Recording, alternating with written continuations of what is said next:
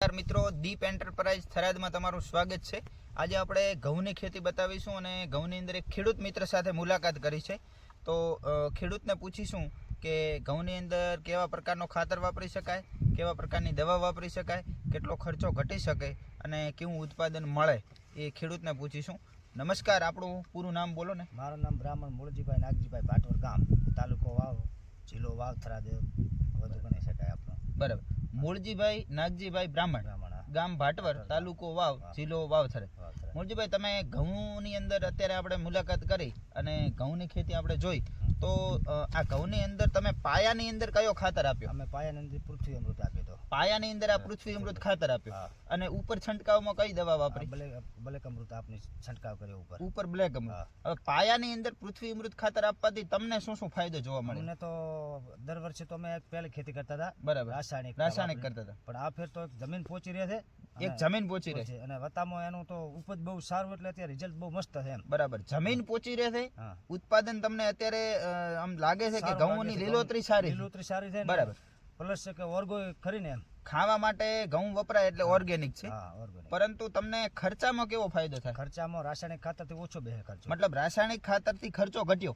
ખર્ચો ઘટ્યો અને ઉત્પાદન વધશે જ, આ ફેર ઉત્પાદન વધશે, ઘઉં મસ્ત લાગે, બરાબર। તો આ ખાતર વાપરવાથી અન્ય કોઈ રાસાયણિક ખાતર નાખવાની જરૂર પડે ખરા? ના, જરૂર પડશે નહીં, પડવાની જ નથી જરૂર કોઈ, બરાબર, મતલબ રાસાયણિક ખાતરની જરૂર પડતી નથી અને બ્લેક અમૃત ઉપર તમે છંટકાવમાં કરો, બરાબર, રિઝલ્ટ થી તમને સંતોષ છે। તો કદાચ તમારો વિડીયો બીજા ખેડૂત મિત્રો તમારા જેવા જોશે, દરેક ખેડૂતને કહું છું કે એક તો ઓર્ગો એટલે આપણા શરીર માટે, પહેલો તો આપણા પશુ માટે ને આપણા માટે બધા માટે સારું, સ્વાસ્થ્ય માટે ને આપણા માટે સારું, અને જમીન પહોંચી રહે એટલે જમીનની ફળદ્રુપતા પણ વધે, જમીન પહોંચી રહેવાથી જમીનની ફળદ્રુપતા વધે, મતલબ વાપરવો જોઈએ, ખેડૂતને ખર્ચો ઘટે, બરાબર।